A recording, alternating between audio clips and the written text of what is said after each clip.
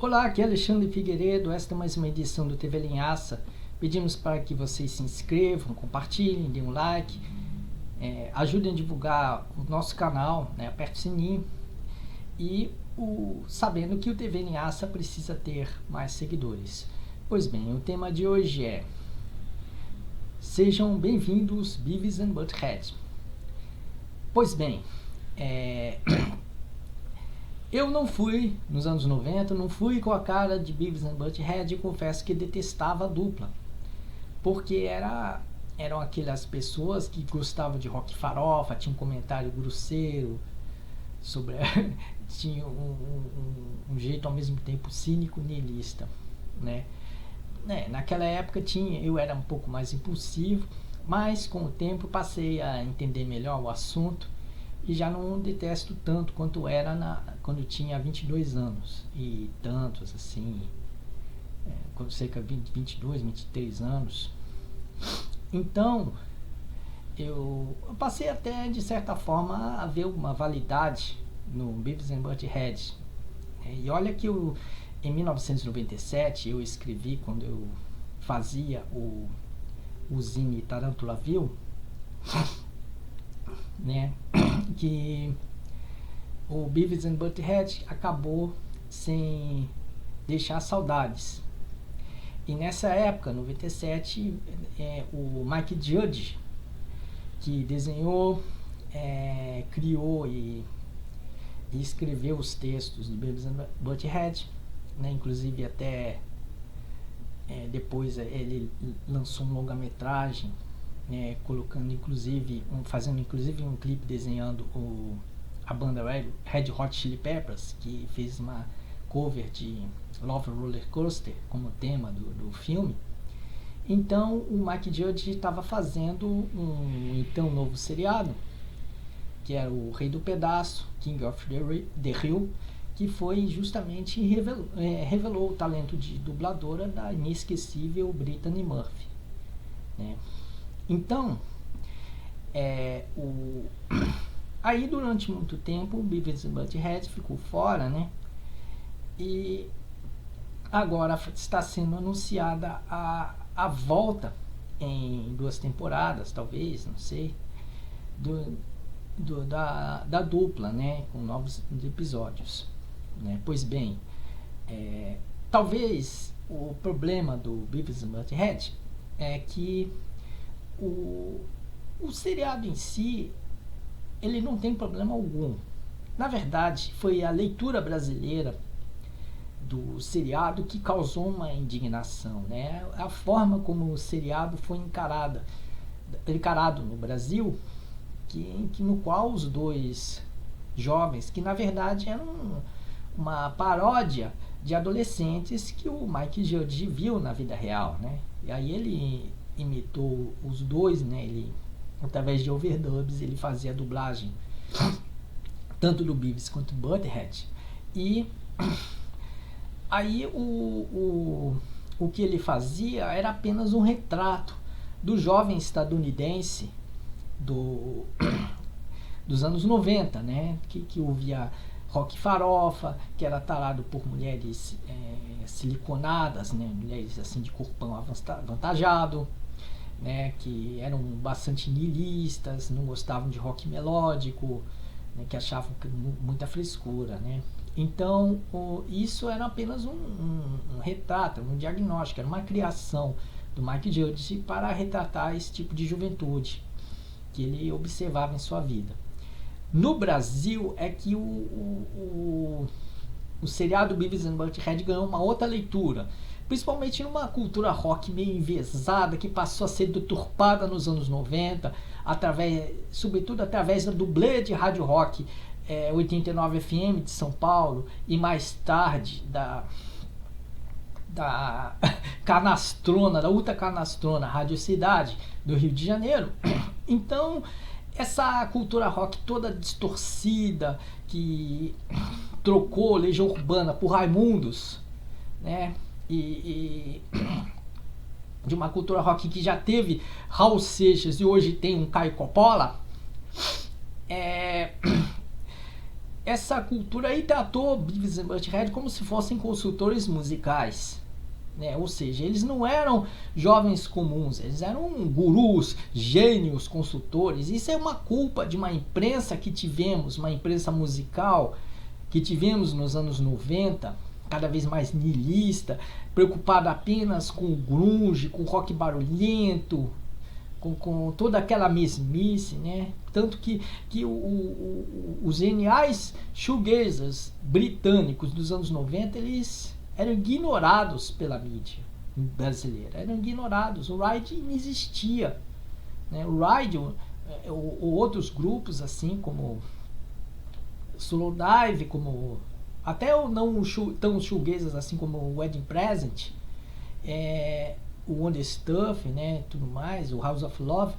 Esses grupos eram ignorados pela mídia e até boicotados também. Não havia jeito.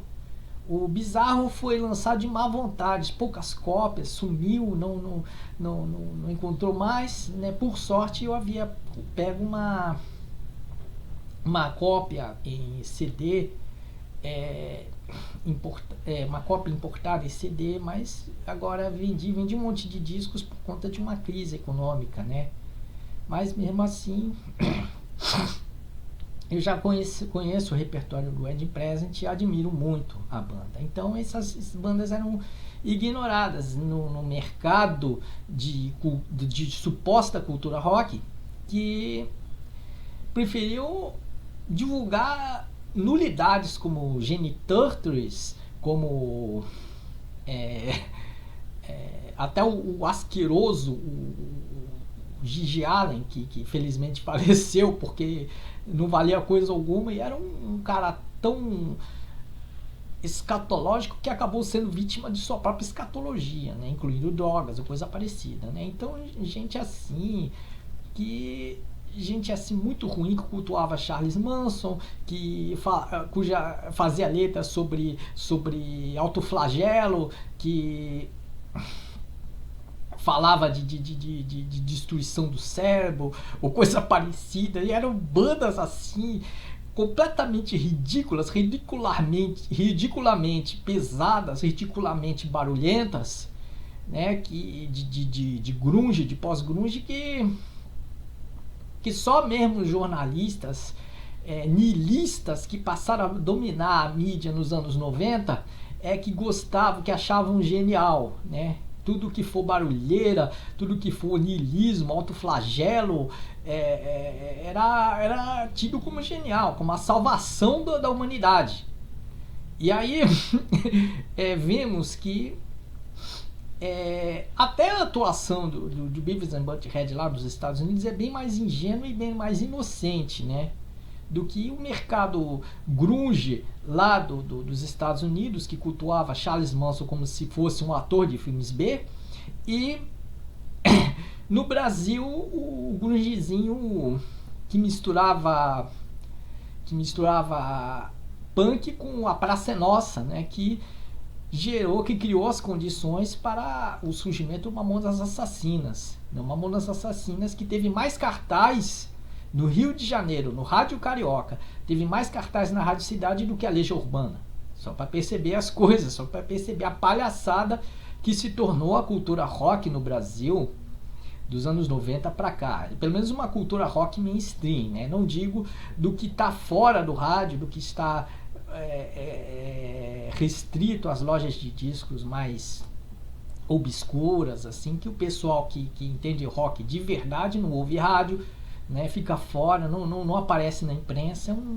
É um pessoal que tá lá no underground do underground do underground, mas um underground verdadeiro, não esse underground de mentirinha que a mídia tanto fala, né, que aparece até na revista Capricho, né. Então talvez entendendo isso possa me fazer admitir mesmo que de alguma forma eu peguei pesado no caso do Beavis and Butthead, né? Até porque eu admiro muito o Mike Judge, e o Mike Judge ele fez recentemente até filmes assim criticando deixa eu ver até rapidinho aqui o que é o tem um filme aqui que fala dos tempos atuais, os tempos golpistas atuais. Vamos ver aqui, vamos ver.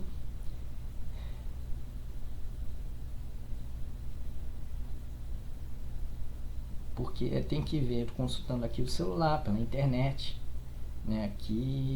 Aqui, Idiocracia, né? É o filme Idiocracia, Idiocracy, no original, e o Mike Judge fez esse filme, inclusive, com elementos que a gente se vê hoje no bolsonarismo, no golpe político de 2016. E o filme foi lançado em 2006, né?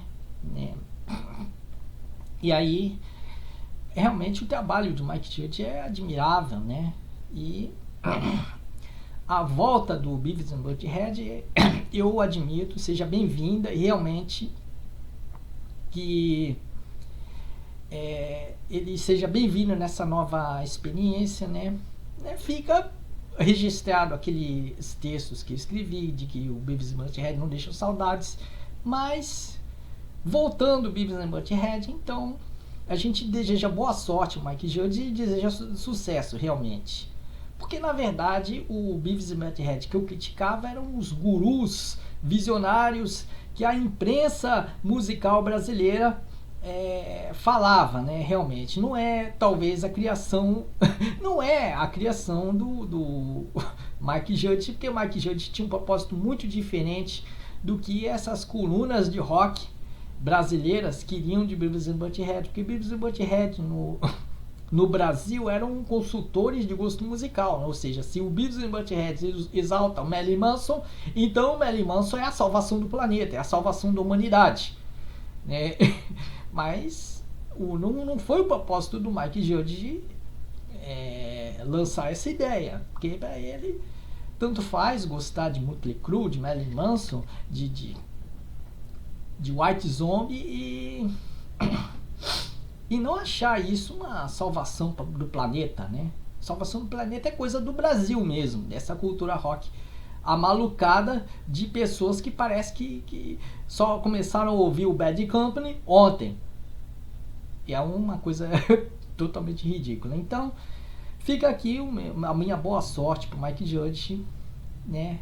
Nessa volta ao Beavis and Butthead e também as nossas saudades da querida Brittany Murphy, que participou do elenco de dublagem do Rei do Pedaço. Bom, ficamos por aqui, desejando boa sorte a todos, um grande abraço e até lá!